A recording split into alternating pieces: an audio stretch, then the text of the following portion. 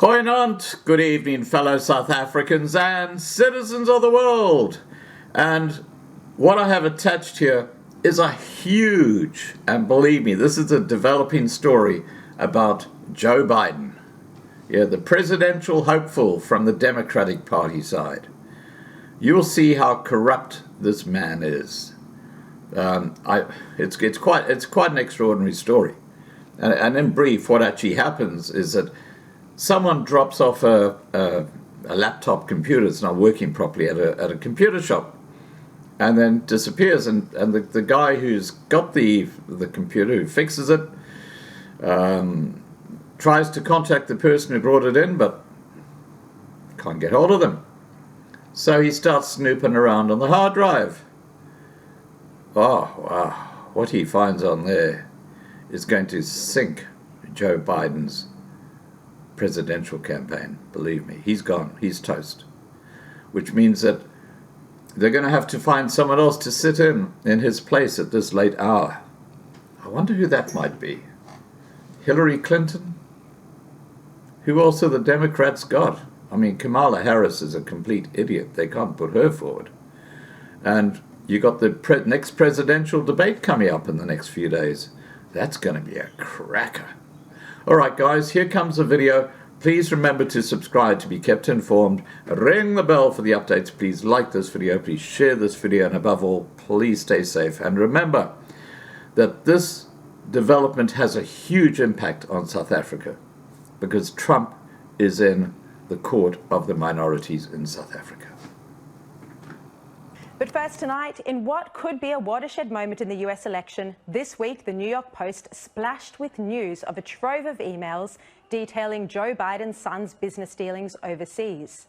The emails reveal Hunter Biden had planned to introduce his father, who was of course then vice president, to an executive at a Ukrainian energy company, Burisma, a company where Hunter served on the board of directors. Publicly, Biden has said he's never spoken to his son about his overseas business dealings. But these emails seem to indicate otherwise. In one message sent by Bannon in April 2015, he wrote, "Dear Hunter, thank you for inviting me to DC and giving me an opportunity to meet your father and spend some time together. It's really an honor and pleasure." Another message, also sent by Bannon in May 2014, asks Hunter for, and quote, advice on how you could use your influence to benefit the company. The emails and many more involving a Chinese energy company, which we will get into in the interview with Steve Bannon, were recovered from a laptop that was reportedly dropped off at a repair shop in Delaware in 2019 before it was handed over to the FBI. It was said to be a water-damaged MacBook Pro, and the person who dropped it off never paid for the service, and he didn't return to retrieve it or a hard drive on which the contents were stored. This is according to the shop owner, who said he repeatedly tried to contact the client. He says that on the laptop was a sticker from the Beau Biden Foundation, which was named after Hunter's late brother, the former AG of Delaware. On the hard drive are said to be text messages, videos, 25,000 photographs, and 11,500 emails. Some are deeply personal and emotional, and others involve drug use and are quite incriminating for the Biden family. The owner of this repair shop in Biden's home state of Delaware says when he didn't hear back from the FBI, he made a copy of the hard drive and gave it, managed to find his way to Trump's lawyer, Rudy Giuliani. Now, in the US, this has been quite a bombshell in the final leg of the presidential campaign, and not just because of the actual contents of the email, but because of the issue of censorship.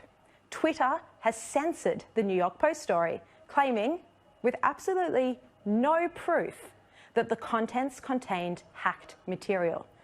The tech giant, of course, has allowed the spread of other stories that contain either hacked or illegally obtained material, like the president's tax returns, or Melania Trump's phone calls, or even Julian Assange's many data dumps on WikiLeaks, or Snowden's information. In censoring this story from a legitimate media outlet from the New York Post, Twitter is acting against the United States tradition enshrined in the Constitution of a free press. It is a deeply dangerous precedent. Now, a crucial player in this whole saga of Hunter Biden's laptop is Trump's former campaign manager and White House chief strategist Steve Bannon. Bannon was the person who first alerted the New York Post to the existence of this drive in late September. He joined me earlier today to discuss this from New York. Steve, thank you so much for your time tonight. The trove of data that's emerged here is extensive. It includes Hunter Biden's text messages, videos, 25,000 photographs, 11,500 emails. When and how did you first hear about this? This was Mayor Rudy Giuliani. He and his lawyer were approached by the store owner after the FBI didn't come back to him. You know, Mayor Giuliani is the president's lawyer. His lawyer, Bob Costello, is a very famous prosecutor in this area, in the New York City area. The Mac store owner reached out to Bob Costello since it was abandoned property and gave the hard drive to Rudy.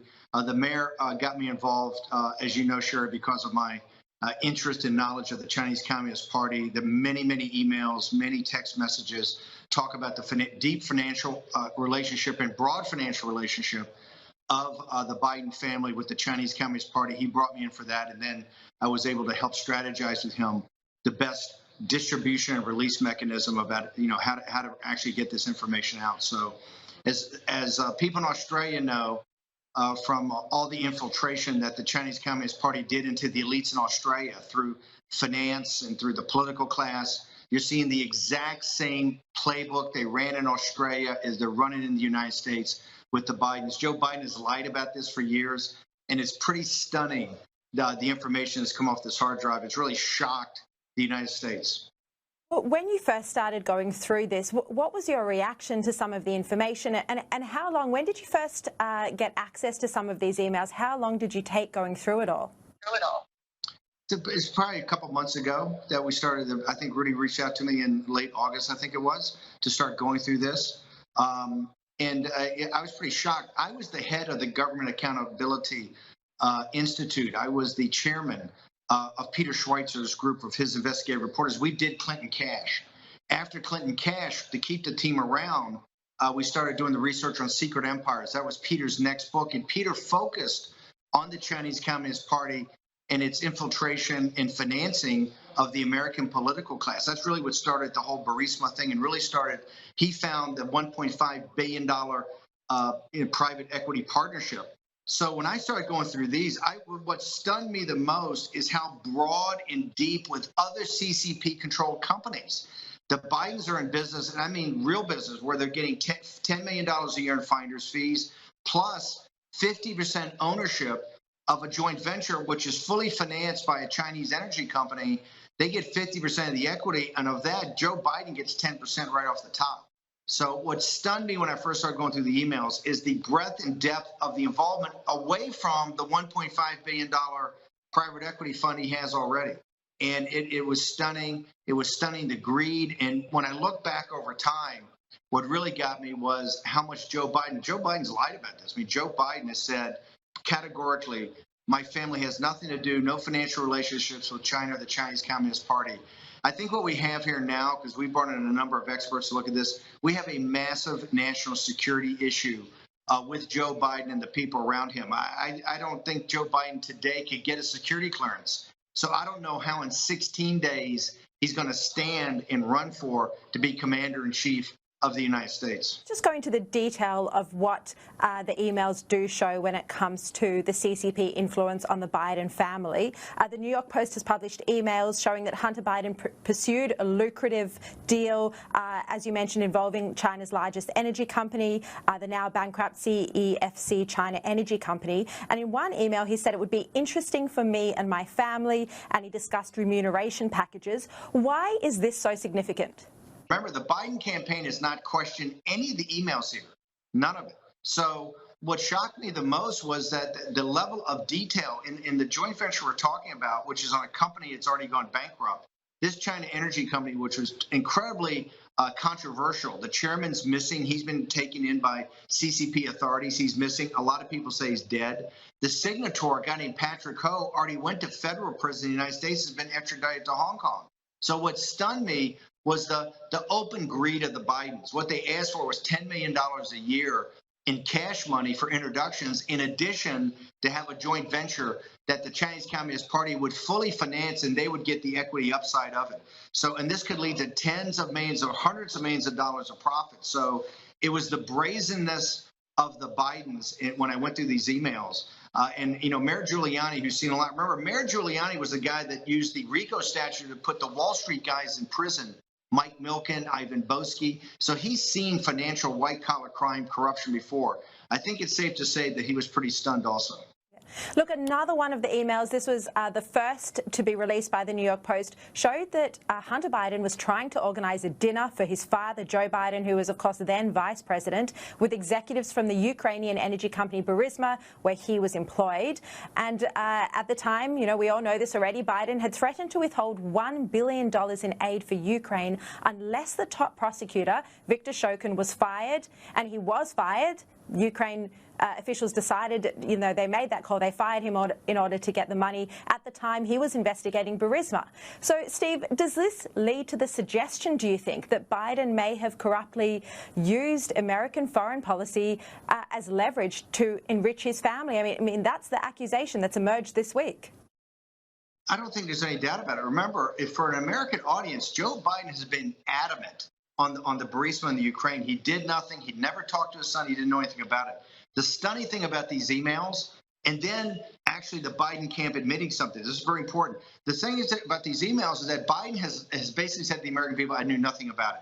Now we actually see with their meeting set up. At first, what they came and had the mainstream media spin is that there's nothing in his official records to show this. They've actually copped to the fact of, well, maybe he had a cup of coffee or maybe it was an informal meeting.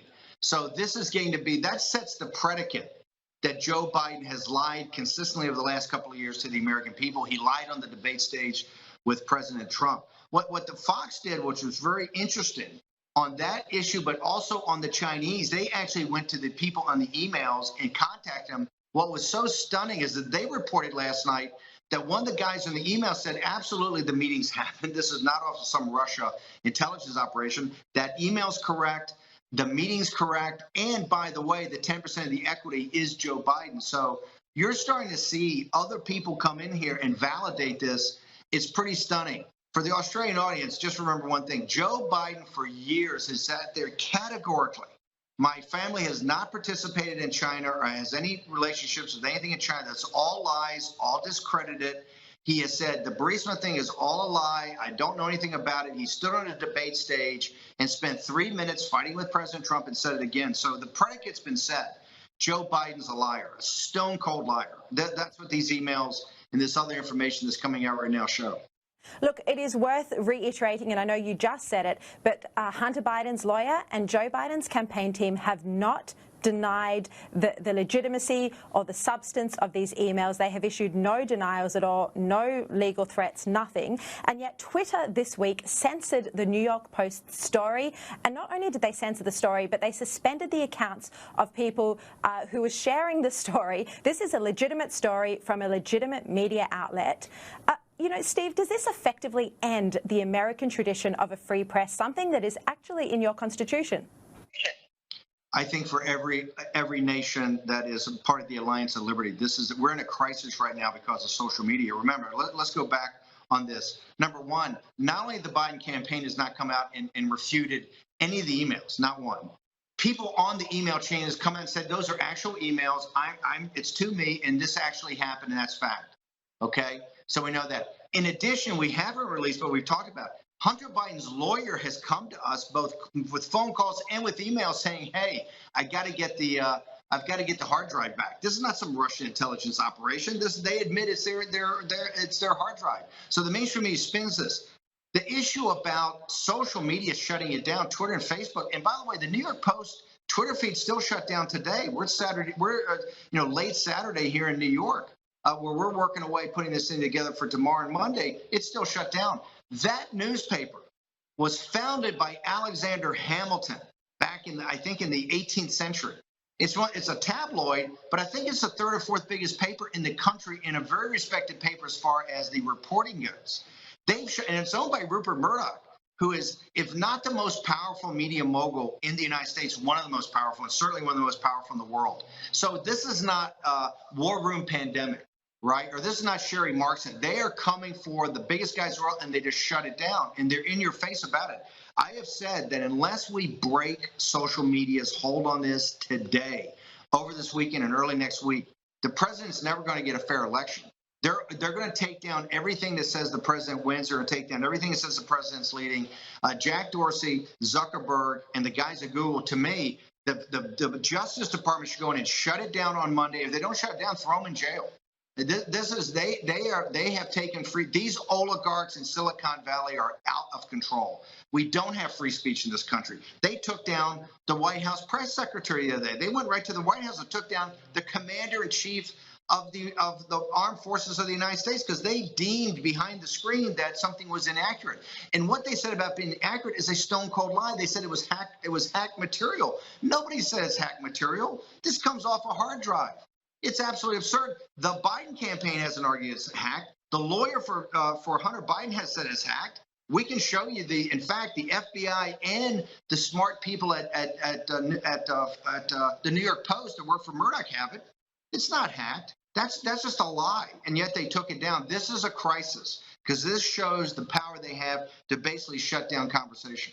Steve, I want to ask you more about the hacking allegations from Twitter in a minute, but I just want to pick you up on something you said there that I haven't heard before and sounded really extraordinary, which is that Hunter Biden's lawyer has contacted you guys to ask for the return of the hard drive. Is that correct?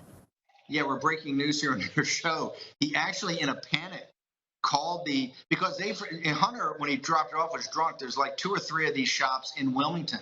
They called around, and he figured out it might be this guy. He called him, and when the guy says, hey, I kind of don't remember, I'm going back to my shop, he sent a couple of emails in panic saying, I got to get my hands on this right away. So no, we haven't released that yet. We're holding that back to make sure that if they walk into the trap, we're just going to drop it on them, right? Because this is just lies. Right now, the mainstream media, here's the beauty. My training under Andrew Breitbart was put it out, let them lie, and then bang, drop them on the lie. Let them lie some more, drop it again. What you're seeing is a full meltdown by the American elite trying to spin the Russia narrative. Look, Russia's a sideshow to a sideshow. As you know, Sherry, having been on our show, and we love you because of all the breaking news you give us out of Australia, the central existential threat to free people throughout the world is the Chinese Communist Party. I don't need to tell Australians how insidious it is. And this is not the Chinese people. They're the most decent, hardworking people on earth. It's the Chinese Communist Party and what they try to do to infiltrate democracies in the West. That's what you're seeing here. And this is another part of the elites bought off. And so the media is spinning the Russian narrative, which is ridiculous. This is about the Chinese Communist Party. And you're seeing now they're going to have to come to grips with the fact there's no hacked material here. This comes off a hard drive. So you've got the emails from Hunter Biden's lawyer saying, can we have that hard drive back? What date are those emails?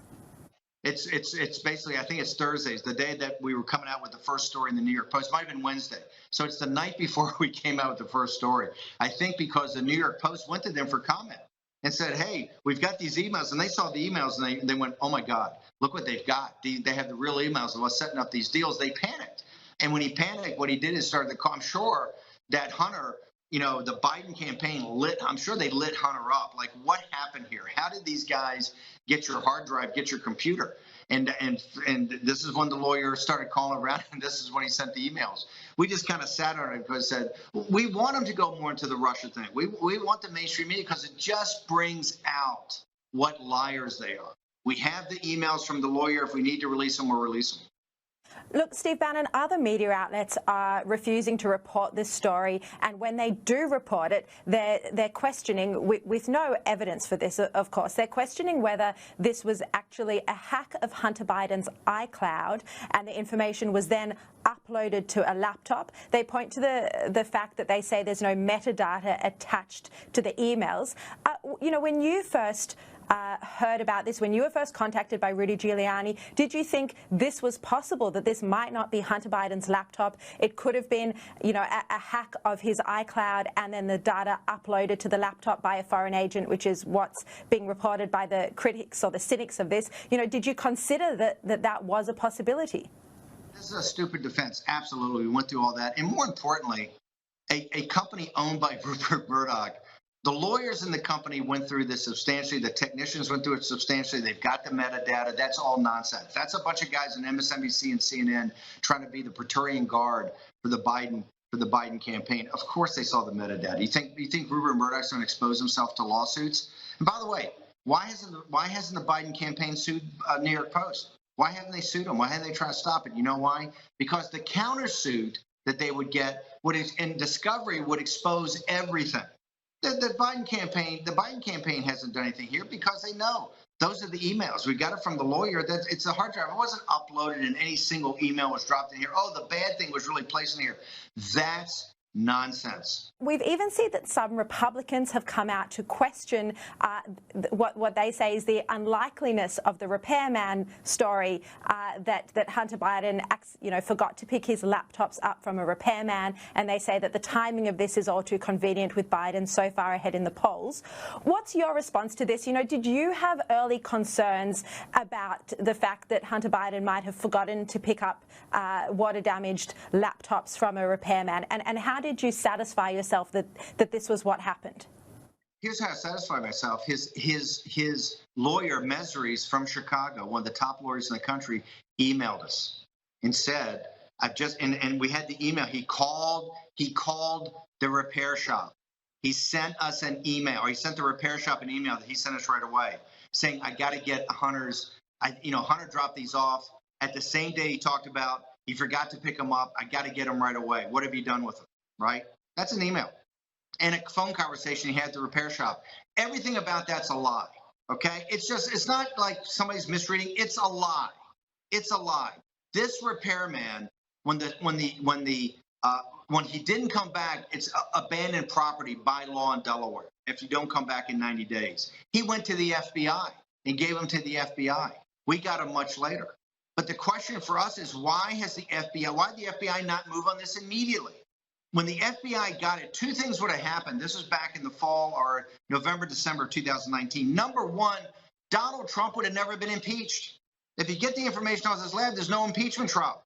And therefore, we could have focused on the Chinese Communist Party plague. We could have focused on the pandemic instead of worrying about the impeachment, number one. Number two, Bernie Sanders would have been the Democratic nominee if any of this information had come out. And by the way, there's much more horrible information. There's really horrible information that's about to come out. But if any of this information had come out at the time, Joe Biden had been finished in the Democratic primary, finished. So once again, the FBI has protected the neoliberal neocon candidate. They protected Hillary Clinton in 2016 and Bernie Sanders lost. They protected Joe Biden in 2020 and Bernie Sanders lost. So it just shows you the corruption of our institutions here in the United States. It doesn't matter who you change out. They're rotten to their core. The FBI, to me, I say very simply, the President of the United States ought to call in the FBI director tomorrow into the Oval Office. And he ought to sit there with Barr on one side and Senator Johnson on the other, who ran the committee, who never got the hard drive from the FBI. He ought to ask Chris Wray about 10 questions. And if Chris Wray does not have a good reason, not an excuse, but a good reason why this wasn't given to Ron Johnson's committee immediately, why Barr didn't know about it, why even the president wasn't made aware of this, okay? Why wasn't the media contacted, right? Why wasn't the Bernie Sanders campaign contacted? If Wray doesn't have great answers for that, 1 year, basically close to a year after the FBI got it, he should be fired in the office. He should not walk out of there as FBI director. It's time now to stop playing games with these people. It's enough of these Brennans and these Clappers and these Comeys, these terrible people that work against the interests of the American people and have their own Praetorian Guard that they're going to protect these hack, corrupt politicians of both parties. Not just any party, but both parties. But both these neoliberal neocons that are Wall Street's candidates, just like Biden is and just like Hillary Clinton, they ought to be fired. He ought to be fired on the